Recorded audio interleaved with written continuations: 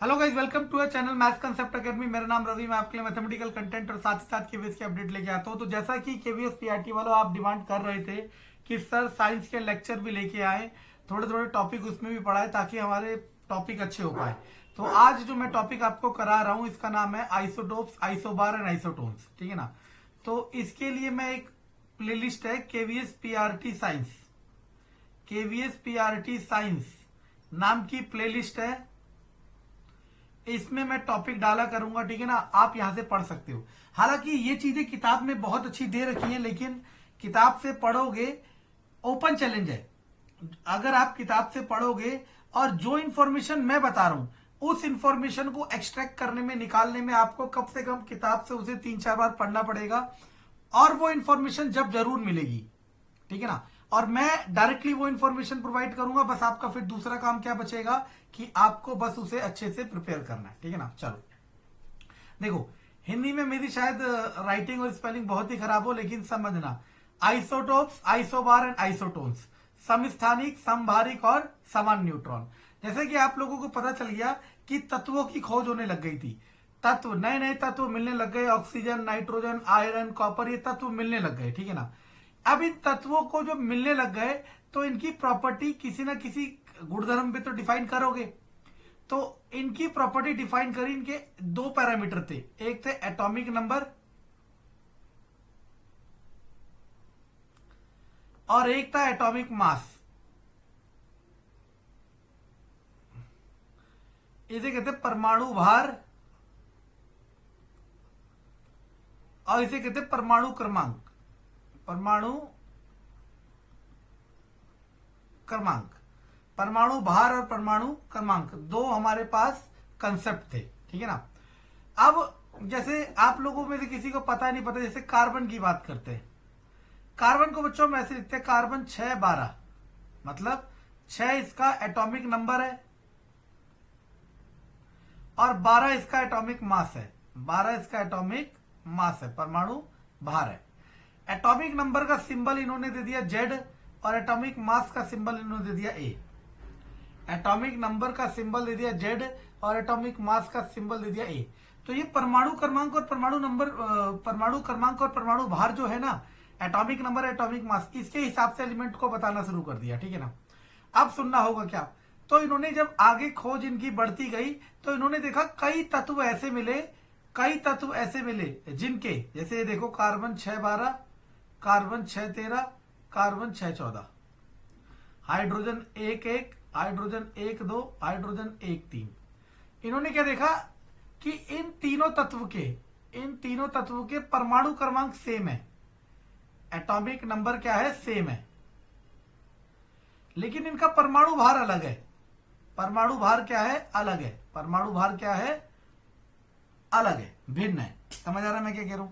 परमाणु क्रमांक सेम है और परमाणु भार अलग है। ये बात समझ आई आप लोगों को। चलो ऐसे ही इसमें भी देख लो, इन सबके परमाणु क्रमांक सेम है, परमाणु भार अलग है।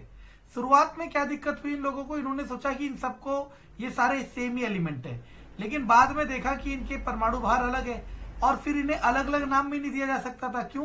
क्योंकि हर परमाणु क्रमांक वाले के लिए एक अलग नाम था और इन तीनों का परमाणु क्रमांक क्या है, इन दोनों का या तीनों का परमाणु क्रमांक सेम है, तो इन्होंने इन्हें नाम दे दिया आइसोटोप्स। डेफिनेशन क्या होगी, those elements having same atomic number, same atomic number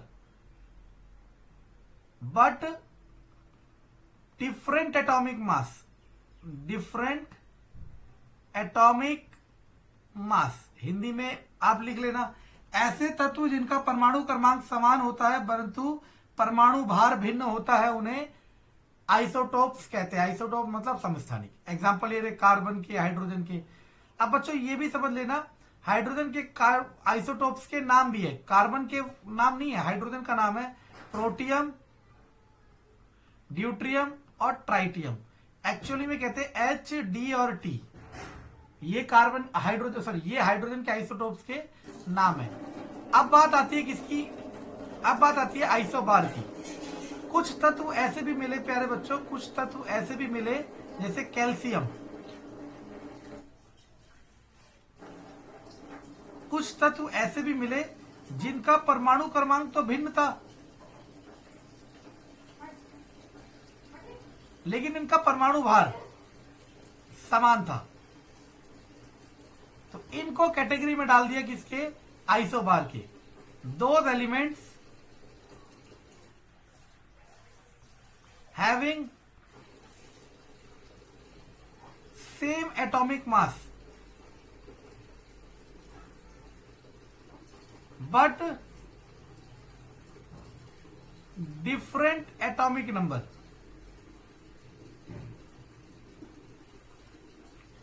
अब आप में से कोई ये भी सोच सकता है, जब हम आपके बराबर थे सोचते थे यार कितने आइसोबार कितने आइसोटोप याद करने हैं। नहीं, जो मैं लिखा रहा हूं आपको इतने याद हो जाए तो ये मोर देन सफिशिएंट है, ये मोर देन सफिशिएंट है। अब जैसे आइसोटोन को अभी मैं समझाता हूं क्योंकि ये थोड़ा अलग कैटेगरी का है, जनरली आप यही दो समझते हो, ठीक है ना। ये तो क्लासिफिकेशन हो गया इनके आधार पे, ठीक है ना। अब मैंने आपको बताया था, मैं बता देता हूं क्या, ओके मैंने क्या बताया था, जैसे ये तत्व ले लिया कार्बन का, इसे हमने कहा जेड एटॉमिक नंबर, इसे हमने कहा ए एटॉमिक भार, और हमें पता है कि किसी भी परमाणु में, किसी भी एटम में एक होता न्यूक्लियस, नाभिक, और उसके चारों ओर होते इलेक्ट्रॉन्स। और जो नाभिक होता है इसके अंदर दो चीजें होती हैं, एक होती है न्यूट्रॉन और एक होती है प्रोटॉन। न्यूट्रॉन को एन से लिखो, प्रोटॉन को पी से लिखो, इलेक्ट्रॉन को ई से लिखो। अब एक दो फॉर्मूले थे, Z equal to E equal to P. जितना परमाणु क्रमांक होगा उतने ही इलेक्ट्रॉन होंगे और उतने ही प्रोटॉन होंगे। और A equal to N plus P, जितना एटॉमिक मास होगा, जितना परमाणु भार होगा, वो हमेशा इक्वल होगा न्यूट्रॉन प्लस प्रोटॉन। ये दो फॉर्मूले हैं जो बहुत ही आसान है और बहुत ही यूजेबल फॉर्मूले हैं। अब इनके आधार पे मैं क्या करने जा रहा हूं, देखते जाओ। जैसे मान लो कार्बन के आइसोटोप ले लिए 612, 613, 614, ठीक है ना। इलेक्ट्रॉन कितने होते हैं, देखो इलेक्ट्रॉन एटॉमिक नंबर के इक्वल होते हैं, 6 इलेक्ट्रॉन, 6 इलेक्ट्रॉन और 6 इलेक्ट्रॉन। प्रोटॉन किसके इक्वल होता है, एटॉमिक नंबर के, तो 6 प्रोटॉन, 6 प्रोटॉन, 6 प्रोटॉन। अब ये फॉर्मूला आ जाओ, atomic mass equal to neutron plus proton. तो न्यूट्रॉन किसके बराबर होगा, atomic mass minus proton. Atomic mass पहले वाले का कितना है 12, प्रोटॉन कितने 6, तो आंसर आ गया 6, तो न्यूट्रॉन आ गया 6। इसी तरीके से यहां निकालोगे 7, यहां निकालोगे 8। अब ना आइसोटोप की जो डेफिनेशन हम याद करके बैठे हैं, हम कौन सी डेफिनेशन याद करके बैठे, ये वाली। अब मैंने क्या कहा, कंपटीशन का मतलब सिर्फ यही है, बच्चों को छांटना। उन्हें फर्क नहीं पड़ता कि सोनू सेलेक्ट हो रहा है मोनू, क्योंकि सिस्टम में जो काम हो रहा है वो तो आपको सिखाया जाएगा, आपकी काबिलियत से उसका कोई लेना देना नहीं है, ठीक है ना। और ये प्रैक्टिकल सच है, ग्राउंड रियलिटी यही है, ठीक है ना। तो अब सुनना मैं क्या कह रहा हूं कि अब जब ये चीज बहुत कॉमन हो जाएगी ना, और कई एग्जामों में मैंने देखा है, फिर वो इस लेवल पे पूछा जाता है। तो ये आइसोटोप्स थे ना, तो आइसोटोप्स की एक और डेफिनेशन बन सकती है, those elements having different number of neutrons, different numbers of neutron. I hope आपको ये चीज समझ आ गई होगी। और इसको इस तरह से भी तो कहा जा सकता है, those elements having same number of electron and proton. अब सोचो, आइसोटोप का क्वेश्चन आया है और एमसीक्यू में 4 ऑप्शन है, और चारों ऑप्शन में से किसी भी ऑप्शन में ये वाली डेफिनेशन लिखी नहीं है, ये वाली डेफिनेशन लिखी नहीं है, और किसी एक ऑप्शन में ये वाला पॉइंट लिखा हुआ है। तो अगर आपको ये पॉइंट क्लियर है तभी आप बता पाओगे, अदरवाइज आप डेफिनेटली गलत करोगे। और अगर एक ऑप्शन नन ऑफ दीज दिया होगा तो आप नन ऑफ दीज हिट करोगे और सोचोगे आपका सही है, जबकि आपका क्या होगा, गलत होगा। समझ आ रहा मैं क्या कह रहा हूं। यही चीज मैं हर बच्चे को कहता हूं कि सीखने के बाद उछले ना, सीखने के बाद उछले ना और एक्सप्लोर करें। एक्सप्लोर करने का मतलब है चीजों की गहराइयों में जाए, क्योंकि मौका एक ही बार मिलना है, ठीक है ना। ऐसे ही अगर आइसोबार के अंदर आते हो, आइसोबार का एक एग्जांपल था 1840 आर्गन आर्गन, कैल्शियम 20-40, इलेक्ट्रॉन इसके 18, इसके 20, इसके प्रोटॉन 18, इसके प्रोटॉन 20। क्योंकि इलेक्ट्रॉन और प्रोटॉन किसके बराबर होता है? एटॉमिक नंबर के। न्यूट्रॉन ए बराबर एन प्लस पी, तो एन बराबर ए माइनस पी, ये फॉर्मूला है। अब ए किसके बराबर है? 40, पी किसके बराबर है? 18, 40 में से 18 गया 22, और वहां कितना आ जाएगा? 20। तो आपने क्या देखा, इसमें इलेक्ट्रॉन भी अलग है, प्रोटॉन भी अलग है, और न्यूट्रॉन भी अलग है। तो इसकी एक और डेफिनेशन हो सकती है, दोज एलिमेंट्स, ऐसे तत्व having different electron, proton and neutron. ऐसे तत्व जिनमें इलेक्ट्रॉन, प्रोटॉन, न्यूट्रॉन तीनों की संख्या अलग अलग होती है, उसे हम क्या कहते हैं? आइसोबार कहते हैं। क्लियर है ना पॉइंट? बस यही तो मैं समझाना चाह रहा था। अब आते हैं आइसोटोन में। Those elements having same number of neutrons. Iso का मतलब सेम होता है, और टोन से समझ लो न्यूट्रॉन। एग्जाम्पल देख लो इसका, आप खुद भी बना सकते हो इसका एग्जाम्पल। He3 हीलियम 24, इलेक्ट्रॉन इसमें कितने? 1, इलेक्ट्रॉन इसमें कितने? 2, इसमें प्रोटॉन कितने? 1, इसमें प्रोटॉन कितने? 2। न्यूट्रॉन कैसे आता है? इसमें से ये माइनस करके। न्यूट्रॉन कैसे आता है? इसमें से ये माइनस करके। तो देखो दोनों के न्यूट्रॉन क्या है? सेम है।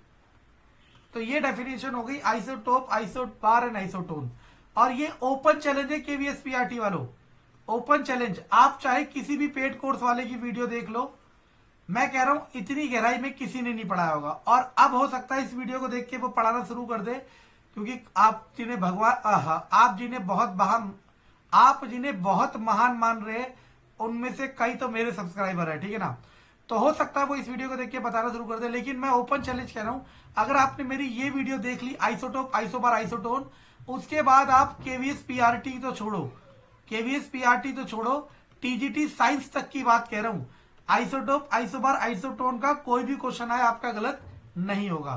कंटेंट पसंद आए तो लाइक, सब्सक्राइब, शेयर जरूर करें। यही आपको और मेरे को जोड़ सकता है।